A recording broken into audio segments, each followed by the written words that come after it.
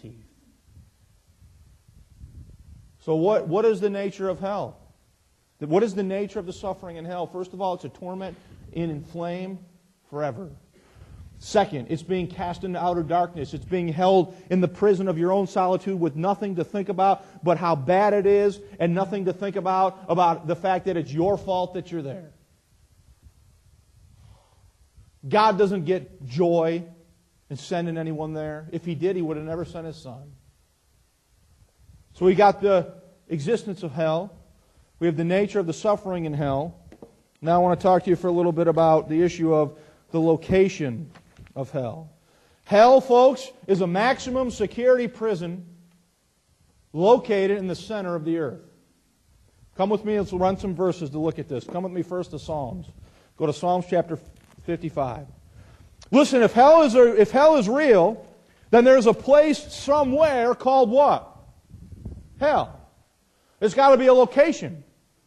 Just as you are a real entity in this room right now, there is a real place called hell where the souls of the lost go upon death, as they wait for that great white throne to occur. Psalm chapter 55, verse 15. Notice, let death seize upon them. And let them do what? Go where? Go where? Down quick into hell. For wickedness is in their dealings among them. When the Bible describes someone going to hell, it always describes them as going where? Down. Look at another example. Psalm 86. Look at verse 13.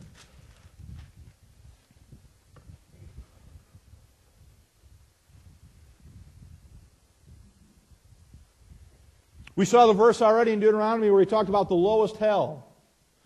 Psalm chapter 86, look at verse 13. He says, for great is thy mercy towards me, and thou hast delivered my soul from the lowest, what? Hell. Come with me to Proverbs chapter 7.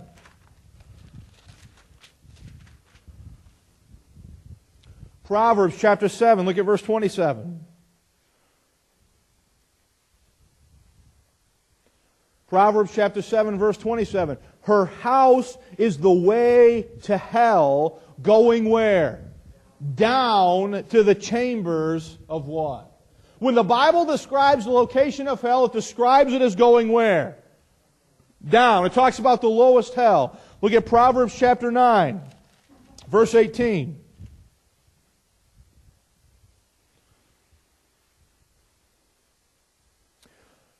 But he knoweth not that the dead are there, and her gates are in the depths of what?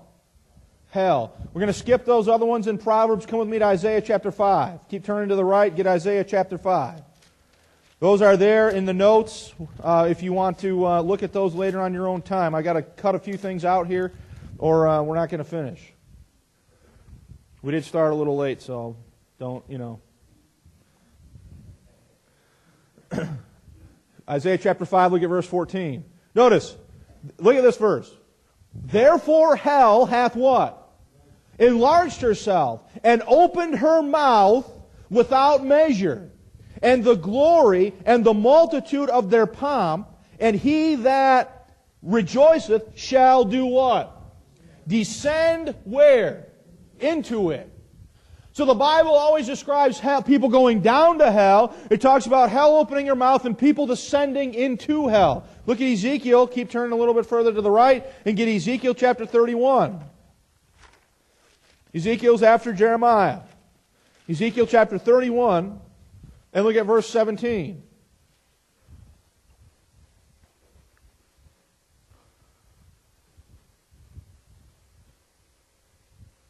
Ezekiel 31, verse 17. They also went what? Down where? Into hell with him unto them that be slain with the sword. And so on. Come with me to the book of Jonah. Keep turning to the right to the book of Jonah. Now, how many of you remember on Easter Sunday when I was talking about the sign of the prophet Jonah, we went to Jonah chapter 2 and I showed you verse 2, that it said that when Jonah was in the whale's belly, he died and went to hell. Remember that? Some of you had questions about that, and you're still going to have questions about that when you walk out here today, so you're going to have to come back next week and get the answer. Okay, there you go. You say, well, how can Jonah go to hell? Well, don't trust me. We'll get to that next week. Jonah chapter 2, look at verse 1. Then Jonah prayed unto the Lord his God out of the fish's what? Belly. And said, I cried by reason of my affliction unto the Lord. And He heard me. Out of the belly of where? Hell, cried I, and Thou heardest my what?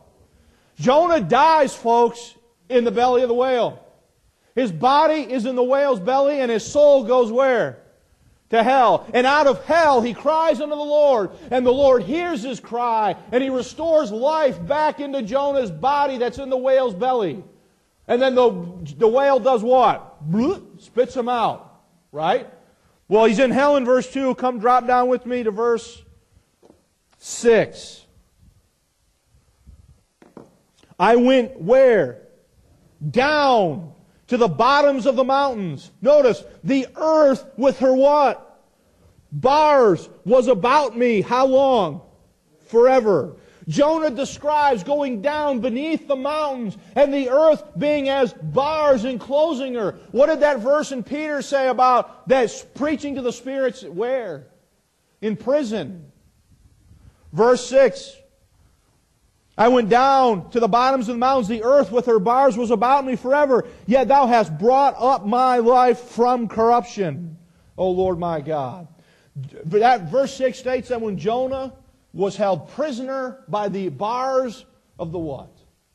Of the earth. Come with me to Matthew chapter 14.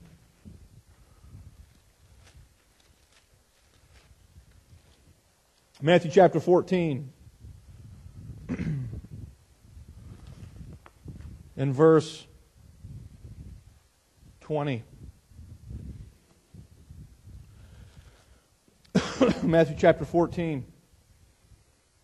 That's not the right verse. Verse, hang on a minute.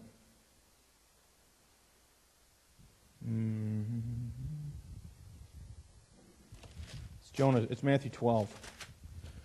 Sorry about that. Matthew chapter 12.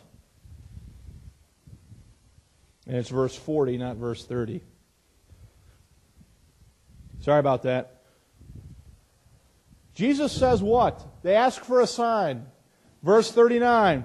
And He answered and said unto them, An evil and adulterous generation seeketh after a sign, but there shall no sign be given it, but the sign of the prophet Jonas. That's Jonah in Greek. Verse 40. For as Jonas was 3 days and 3 nights in the whale's belly, so shall the Son of Man be 3 days and 3 nights where? When Jesus died, He went where? He went to hell. And He was in hell. The same thing that happened to Jonah happened to who? Is going to happen to Christ. And He says that He would be 3 days and 3 nights where? In the heart of the what? Earth. Where is hell located? The hell is located in the heart, in the center of this earth. That is why the Bible describes that people, when they go to hell, they're brought what? Down to hell. That is why the Bible describes the earth with its bars around who? Jonah. That's why it describes, as we'll see next Sunday, that in the millennium, there's going to be a shaft that is opened up where people are literally going to be able to go and look down into hell in the millennium. Because hell is located where? In the center of this earth. It's real, and that's where it's at. If you give me your attention for 5 more minutes, we'll get the last point and be done for this morning. We'll talk about the duration of the suffering. Now this one you might say, well, why do we have to talk about that? It's obvious that all the verses say it's how long? Forever. Well, one of the things that you'll find as you look at the issue of eternal punishment and suffering in the Word of God is that a lot of heresies have developed around it. And one of the heresies that has developed around it centers around this issue of the Greek word ion. Now, some argue that the Greek word ion, or ions, rendered everlasting life in English, does not mean everlasting. It doesn't mean everlasting.